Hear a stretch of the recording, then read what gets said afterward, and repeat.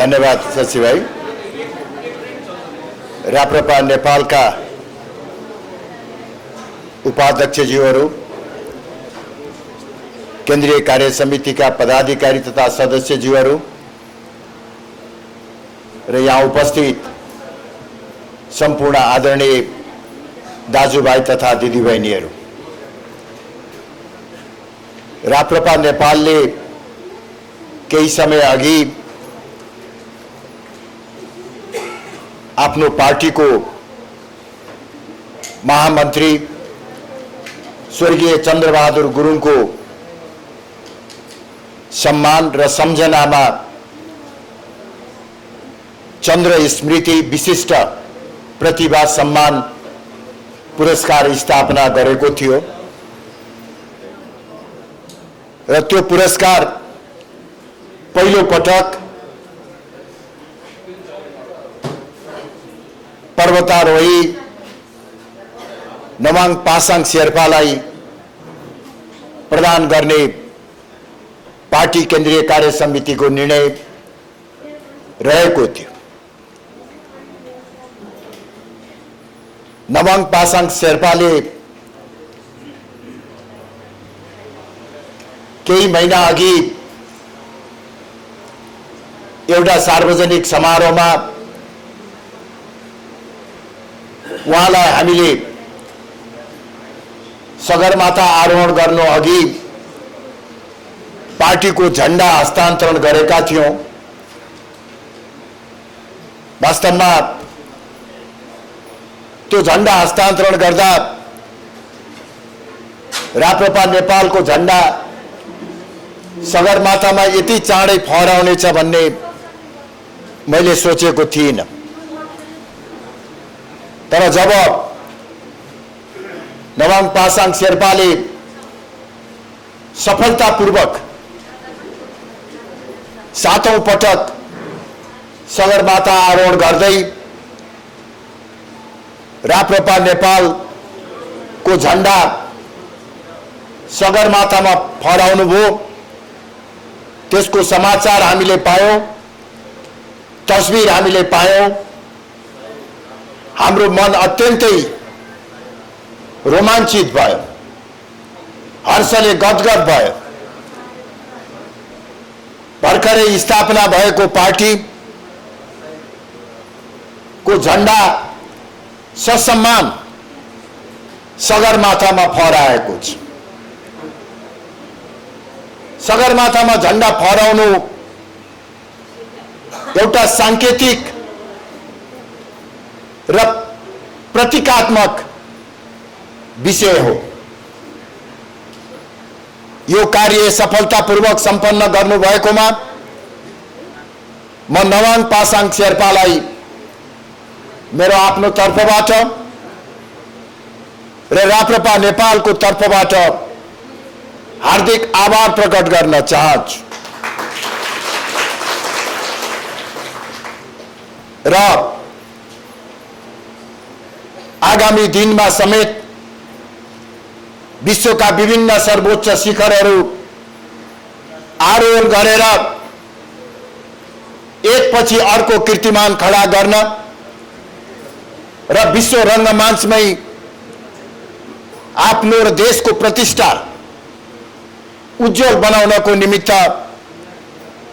म नवाङ पासाङ शेर्पालाई हार्दिक शुभकामना समेत व्यक्त गर्न चाहन्छु। आज हाम्रो नियुक्त सौभाग्य पनि हो कि नवाङ पासाङ शेर्पासँगै अन्य केही सगरमाथा आरोहीहरूलाई पनि हामीले सामान्य रूपमा भए पनि सम्मान गर्ने सौभाग्य पायौं। राम्रो तयारी नभएको कारणले गर्दा सायद उहाँहरूको प्रतिष्ठा अनुसारको हामीले सम्मान गर्न सकेनौं होला, तर हामीहरूको भावना भित्र अत्यन्तै ठूलो गहिरो सद्भाव र सम्मान रहेको कुरा म पर्वतारोही साथीहरूलाई अनुरोध गर्न चाहन्छु र तपाईहरुको उत्तरोत्तर प्रगतिको निमित्त कामना समेत गर्न चाहन्छु। आगामी दिनमा पर्वतारोहणको क्षेत्रमा तपाईहरुले गर्नुहुने सबै किसिमका अभियान र प्रयासहरुमा हाम्रो सद्भाव र सहयोग रहने कुरा पनि म निवेदन गर्दछु। आजको यो अत्यन्तै महत्त्वपूर्ण उत्साहजनक समारोह राप्रपा नेपालको झण्डा सगरमाथामा फहराएको खुशीमा आयोजना गरिएको यो समारोहमा केही साथीहरूलाई पार्टीमा स्वागत गर्ने सौभाग्य समेत हामीले पाएका छौं। यो सुनमा सुगन्ध थपिएको छ। वास्तवमा सगरमाथामा राप्रपा नेपालको झण्डा फहरिएको छ। अब हामी सबैको मेहनतबाट, नेपाली जनताको विश्वासबाट राप्रपा नेपाललाई राष्ट्रिय राजनीतिको सर्वोच्च शिखरमा पुर्याउनु छ र राष्ट्रिय राजनीतिको सर्वोच्च शिखरमा एक दिन हामीले राप्रपा नेपालको झण्डा फहराउनु छ। यस क्रममा आज पार्टीमा प्रवेश गर्नुहुने साथीहरुको सहभागिताबाट राप्रपा नेपाललाई देशको एउटा बलियो राष्ट्रवादी प्रजातान्त्रिक शक्ति बनाउने हाम्रो अभियानमा महत्त्वपूर्ण योगदान पुग्नेछ भन्ने मैले आशा र विश्वास लिएको छु। आज पार्टीमा प्रवेश गर्नुहुने नवागन्तुकहरुमा धेरै ठूलो संख्या शारीरिक रूपमा अशक्त र फरक ढंगबाट सशक्त युवा भाइ बहिनी र दिदी बहिनीहरु हुनुहुन्छ। राष्ट्रिय प्रजातन्त्र पार्टी नेपालले अपाङ्गहरुको हक हित र अधिकारको निमित्त सदैव आवाज उठाउँदै आएको छ। वास्तवमा हामी शारीरिक रूपमा अपाङ्ग भएको भन्नुभन्दा पनि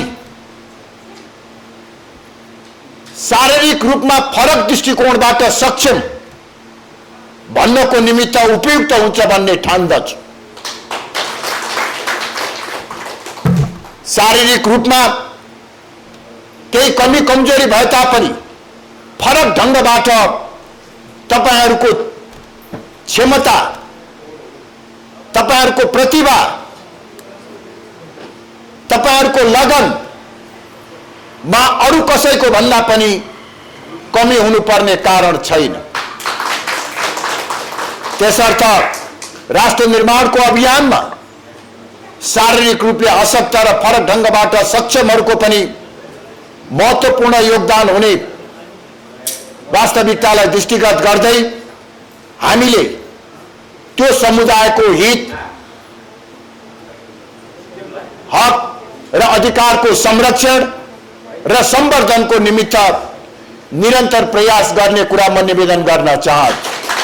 र साथसाथै आज यही समारोहमा म तपाईहरुलाई यो पनि जानकारी गराउन चाहन्छु कि तपाईहरु मध्येबाटै तपाईहरुले नै छान्नु भएको एकजना व्यक्तिलाई राप्रपा नेपालको केन्द्रीय कार्य समितिमा मनोनयन गर्ने कुरा पनि म यहाँलाई जानकारी गराउन चाहन्छु। र यो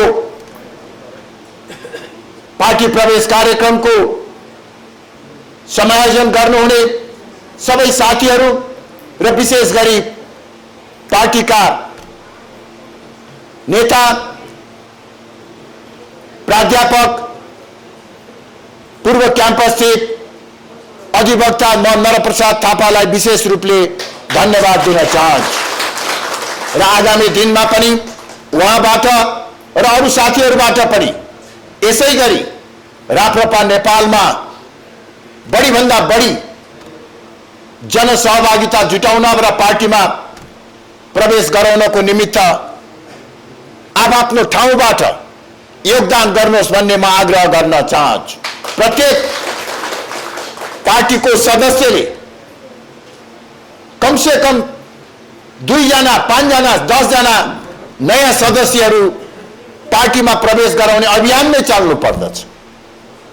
केन्द्रीय समितिका साथीहरूले त यसलाई एउटा आफ्नो विशेष जिम्मेवारीको रूपमा लिनु पर्दछ र बढीभन्दा बढी पार्टीमा कसरी सहभागी तुल्याउन सकिन्छ भन्नेतर्फ ध्यान दिन म केन्द्रीय कार्य समितिका साथीहरूलाई पनि अनुरोध गर्न चाहन्छु।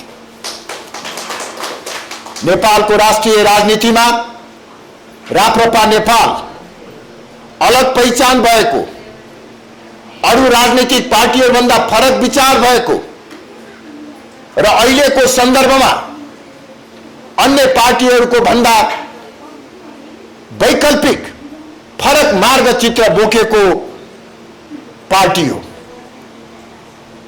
हामीले नेपालको राष्ट्रिय राजनीतिमा राष्ट्रियता, लोकतन्त्र र हिन्दू राष्ट्रको मान्यतामा आधारित संवर्धनवादलाई आफ्नो वैचारिक दर्शनका रूपमा आत्मसात गरेका छौं। यो संवर्धनवादको वैचारिक धरातलमा सुशासनको माध्यमबाट सबल र समृद्ध नेपाल निर्माण गर्ने हाम्रो लक्ष्य रहेको छ। 2063 सालमा भएको राजनीतिक परिवर्तन पश्चात नयाँ नेपाल निर्माण गर्ने भनेर जुन एउटा अभियान सुरु गरिएको थियो, गलत मार्गचित्र र अवधारणाको कारणले गर्दा आज हामी ठीक विपरीत गन्तव्यमा आइपुगेका छौं। जनतालाई मालिक बनाउने, प्रजातन्त्रलाई बलियो बनाउने भन्ने नाममा अहिले लोकतन्त्रको आवरणमा केही सीमित राजनीतिक दलका सीमित नेताहरूले राज्य सत्तामा कब्जा गरेर सर्वसत्तावाद लाग्ने प्रयास गरिराखेका छन्। देशको अर्थतन्त्र अत्यन्तै जटिल र संकटग्रस्त अवस्थाबाट गुज्रिराखेको छ। यदि विदेशमा कार्यरत हाम्रा युवाहरूले रगत पसिना बगाएर पठाएको विप्रेषण आउनमा केही कमी कमजोरी भयो भने देशको अर्थतन्त्र धराशायी हुने अवस्थामा रहेको छ। भ्रष्टाचार तीव्र रूपले बढेर गएको छ। बाह्य शक्तिको चलखेल र प्रभाव व्यापक भएको छ। नेपाल विश्व महाशक्तिहरूको रणनीतिक प्रतिस्पर्धा स्थल बन्न सक्ने खतरा देखिएको छ। यसरी 63 सालको महत्त्वपूर्ण राजनीतिक परिवर्तन पछि देशमा शान्ति, स्थायित्व कायम हुनेछ, प्रजातन्त्र बलियो हुनेछ, देशको आर्थिक समृद्धि र विकास हुनेछ भन्ने सपना बोकेका नेपाली जनताहरू यो 15-16 वर्षकै बीचमा निराश हुन पुगेका छन्। यो अवस्थामा जनताले विकल्प खोजिराखेका छन्। प्रमुख राजनैतिक शक्तिहरू कांग्रेस र कम्युनिस्ट प्रति आम जनतामा वितृष्णा देखिएको छ। त्यो वितृष्णाको एउटा ज्वलन्त नमुना गत स्थानीय चुनावमा देशका महत्त्वपूर्ण पालिकाहरूमा स्वतन्त्र उम्मेदवारको विजयबाट पनि हामीले स्पष्ट रूपमा बुझ्न सक्दछौँ। तर हामीले बुझ्नुपर्ने कुरा के छ भने प्रजातान्त्रिक व्यवस्थामा एउटा पार्टी असफल भयो भने अथवा दलका नेताहरू असफल भयो भने त्यसको विकल्पमा कुनै एउटा व्यक्ति आएर त्यसले अवस्थालाई सुधार गर्ने परिकल्पना गर्न सकिँदैन। त्यो सम्भव छैन। एउटा दल असफल भएपछि अर्को दल आउनुपर्छ। केही नेताहरू असफल भएपछि अरू नेताहरू आउँदछ। यो नै प्रजातन्त्रको मूलभूत मान्यता हो। कांग्रेस र कम्युनिस्टहरू असफल भएका छन्। त्यसको माने बहुदलीय प्रजातन्त्र असफल भयो भन्ने होइन। कांग्रेस र कम्युनिस्टका नीतिहरू असफल भएका छन्। कांग्रेस र कम्युनिस्टका नेताहरू भ्रष्ट भएका छन्। अब यसको विकल्पमा हामीले जनता समक्ष राप्रपा नेपाललाई प्रस्तुत गरेका छौं।